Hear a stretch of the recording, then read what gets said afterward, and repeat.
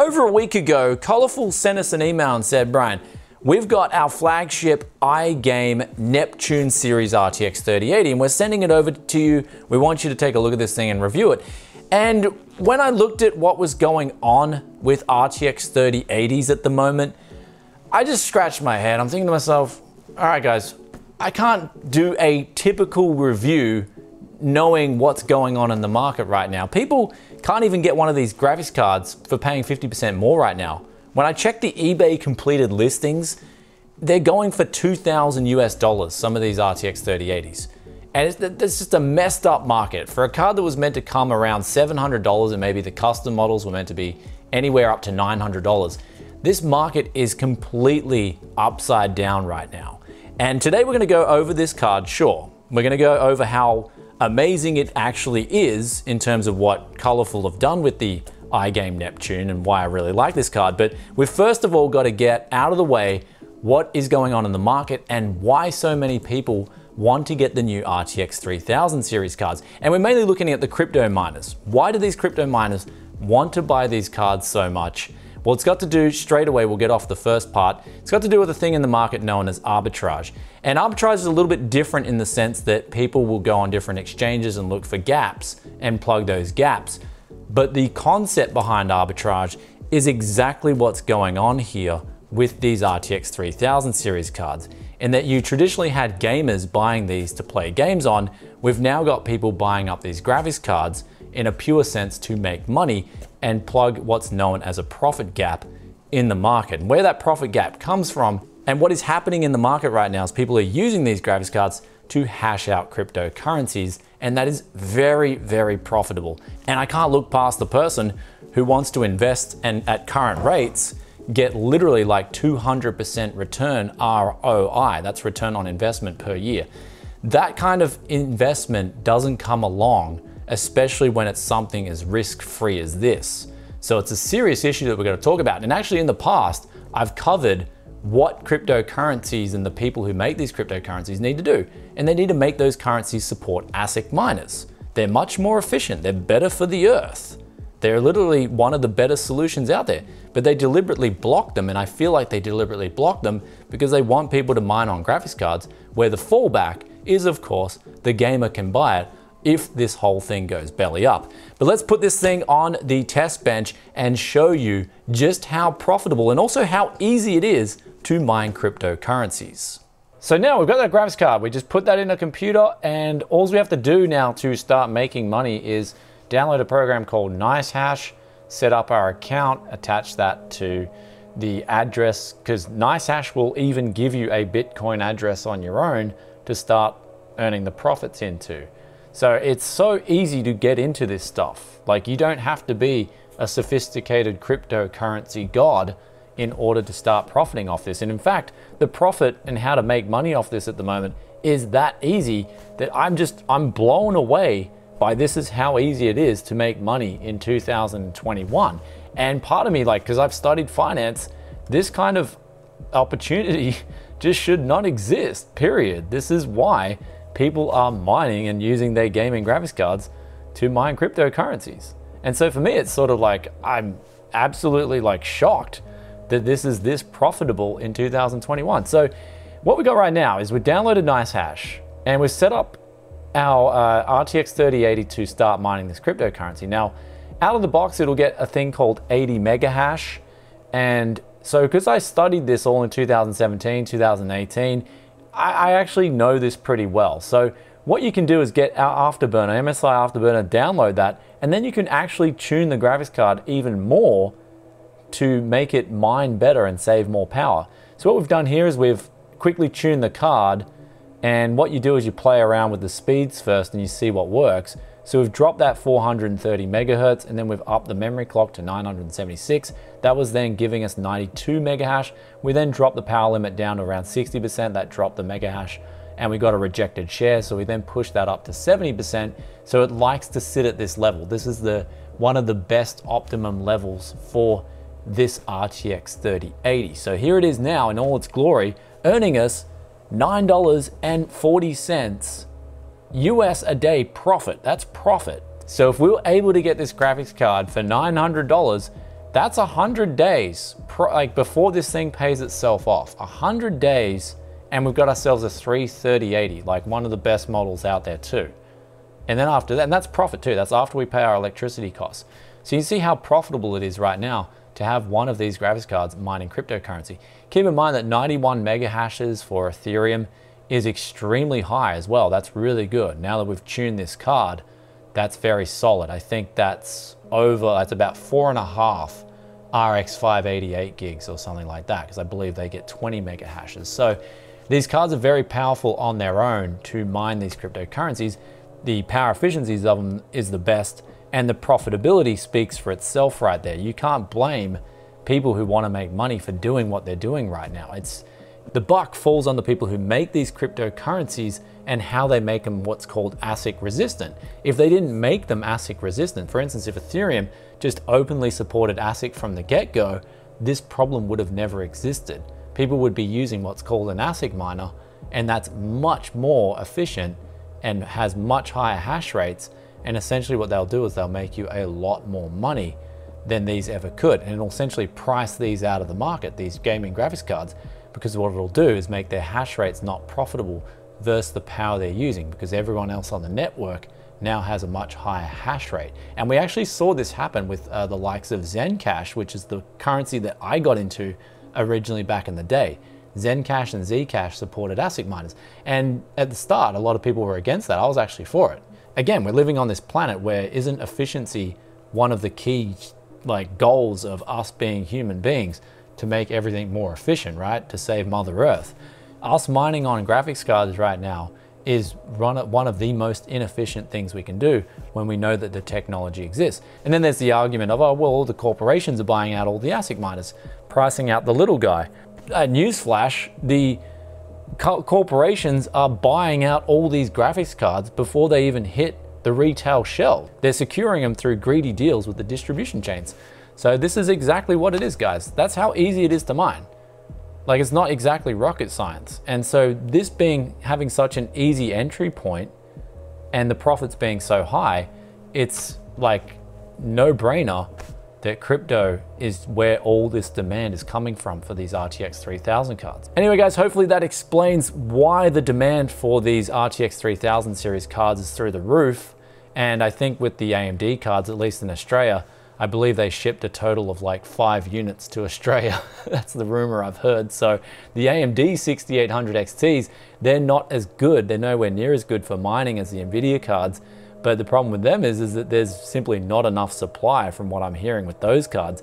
But in the meantime, as it stands, we're seeing this demand right here. It's a pent-up demand. It's ridiculously high right now. And we're seeing these cards go for double, sometimes triple. And that's because a lot of these guys who are doing this with mining, they're saying to themselves, well, even if I pay double the MSRP, it's 1,800 US for this card or 2,000 US, I'll still get my money back in 200 days. Still makes it a ridiculously profitable endeavor. So that's what you're seeing going on at the market, and that's why you're seeing people still getting scalped for these GPUs. But let's finally now get back to this review for the colorful iGame Neptune, and hopefully in the future I can just delete this whole first part of the video and we'll pretend it never existed. That's what I got my fingers crossed for, because again, it's the efficiency part that bothers me. These cryptocurrency mining on GPUs is not efficient. It's not the best thing going forward as a human race, right? ASIC miners are much more efficient. They're the most efficient technology for doing this. Therefore, they should be supported, period. And now we're coming back to the centerpiece of today's video, and that's if in the future this card comes back down to a normal price, or the price that this card was promised at, and that's an MSRP of 899 USD. So it's about $200 more than a standard RTX or baseline model that's meant to come in at $699. But for that extra $200, you are getting so much more. You're getting a card that pretty much beats a 3090 if you overclock it, but even if you turn on the turbo mode, which is the auto OC at the back of the card, and then you can control the actual main portion of the GPU's RGB from that software. So straight away, we're gonna put up here F1 2020, where this card, once you overclock it, even on the auto settings or once you custom overclock it, the numbers are just through the roof. This thing is performing at insane levels. Black Ops Cold War, you guys have been requesting I test this game. new, latest and greatest from the Call of Duty series, but of course it does cost money, so I do prefer playing Warzone personally, where it's free to play. And honestly, when it comes to Call of Duty games, they're all very similar in my opinion, but moving forward to now Fortnite, which is going to be a big one for people because the Fortnite numbers on this were extremely impressive, but I wanted to use this game to show that you can also turn on DLSS, especially if you're playing at 4K, and still have epic settings giving you ridiculously high frame rates. If you turn on the ray tracing, then of course, if you're setting it to high ray tracing at 4K, the settings are still going to tank. So if you're using ray tracing, you'll probably want to use lower settings and definitely turn on DLSS, where you can then get some better numbers. But for what it stands, 4K raw gaming with ray tracing turned on just isn't quite ready for the mainstream just yet. But for instance, in the past, I was turning settings on medium for Cyberpunk and then tweaking the ray tracing because I had to have that on in that game. So ray tracing is one of those settings that depending on the game, you can play with it on, but you will have to sacrifice some of the quality settings, and you'll definitely want to turn on DLSS. So I guess that's one of the biggest points of the RTX 3000 cards, is that the DLSS is working extremely well on a lot of the titles that now support it. Though moving back to Shadow of the Tomb Raider, this is where I do test the numbers out with not only the overclocked figures, but I also run the power consumption numbers here. So going with this water-cooled card, it does require 3 8-pin connectors, and it does juice a lot of power from the wall. It's incredible. It's gonna simply be no slouch when it comes to performance, but also when we start working a 3080 that hard, it's going to use a bit more power as well. So do keep in mind that if you do run it out of the box, you will be getting a little bit higher power consumption than usual because you've got more hardware than a typical 3080 to run. But if you want to undervolt it, you can do that as well. The performance will still be really good, but you'll save yourself 100 watts roughly if you do a custom undervolt. But then if you decide to overclock it, both with the turbo button on the back, that's the auto OC, or you do the custom overclock, you will get some incredible performance. So this is ultimately one of those cards that gives you a lot of playroom in terms of what you want to do with the card, and in the sense that it can beat out a 3090 out of the box is very impressive in its own too. They're going back to those temperatures with the two 120mm fans. They're attached to a 240mm rad. You have 2 custom braided cables going all the way to the GPU, and they're over 40 centimeters in length. I'll actually quickly pull up all the dimensions of the radiator, the card, and the tubes. And then the dual slot cooler with the block attached. The temperatures here are simply phenomenal.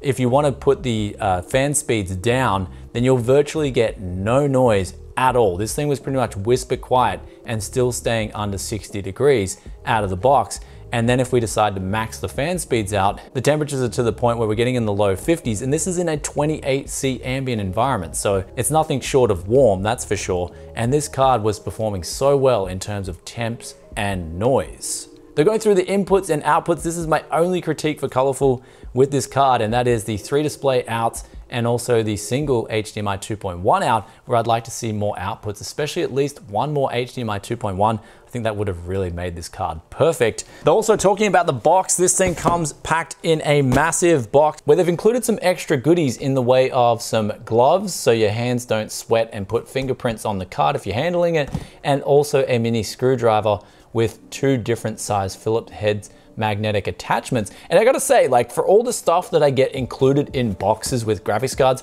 Colorful have made it so you actually get some useful tools and things that you can actually use with your graphics card, instead of a lot of manufacturers just putting in these like crappy stickers, which I never use personally. This screwdriver in particular, I have been using this around the studio. Very handy. I like that they've included that as a tool. And I think that's if you also want to take the whole back plate off and pull it apart, then they've got the tool to do that included. So it's now conclusion time with the Colorful iGame Neptune series. And I gotta say, I'm blown away by the performance, but you'll probably see in general, my tone in this whole review hasn't been super exciting because I know people aren't gonna be able to buy this card for the promised MSRP. Not unless they get lucky and they're with a retailer, and then the retailer's with a distribution chain that are keeping prices in check, which I know for a fact a lot of the distribution chains right now are profiting off this whole situation with cryptocurrencies. But I just think right now the whole crypto demand is one part of a demand that we did not need, especially if you're a gamer where the demand for these RTX 3000 cards was already through the roof. They do offer a lot of awesome features, especially with DLSS 2.0. That feature alone in some titles is giving you such a good picture still, by giving you such better FPS. Then you've got the whole driver suite, which if you're using HDMI 2.1, NVIDIA cards do give an amazing experience, especially since they've tuned the drivers and if you've got an LG OLED and stuff like that. The RTX 3000 series is very desirable for gamers. But then you've got the crypto demand, being that the RTX 3000 series is also, and we're looking at the 3060 Ti here mainly, and the 3080, these cards are extremely desirable by cryptocurrency miners. They've got the best resale value if crypto goes bust. They've got the best hash rates for the power usage. So it's a no-brainer for these cryptocurrency miners which cards are on their radar. And so this is the biggest problem right now, is actually getting one of these cards. And so here I can review this card and say, wow, it's amazing. And when it comes back in stock, this review is going to be useful. But that doesn't help people now who are bored out of their brains and they see these cards and all this fancy stuff that goes on in social media where you got all these videos of what the RTX 3000 series card can do, yet you can't buy one.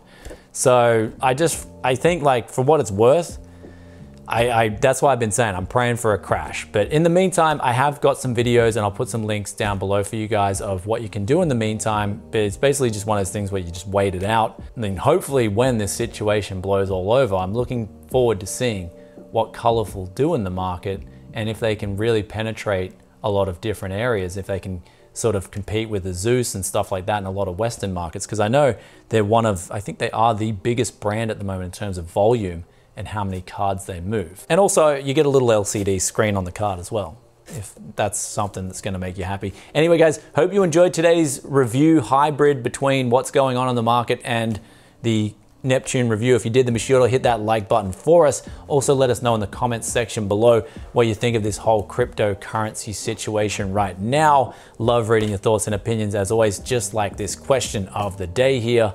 And this comes from Mickey Smith and they asked, Brian, can you do a video or few on budget video editing PCs, please? And if you guys want that, let us know in the comments too. Do you want to see a video on budget video editing PCs? I can definitely put something together. I'm thinking it's going to be definitely along the lines of a 12-core AliExpress Xeon, budget DDR3 ECC memory, and a 1Z motherboard. That's what that would be looking like, because that's easily the best value for a video editing PC, especially if you want 4K video editing. So I can make that happen. If you guys want to see it, just let us know in the comments. And with that aside, if you stayed this far and you're enjoying that tech, yes, content, then be sure to hit that sub button, ring that bell, and I'll see you in the next one very soon. Peace out for now. Bye.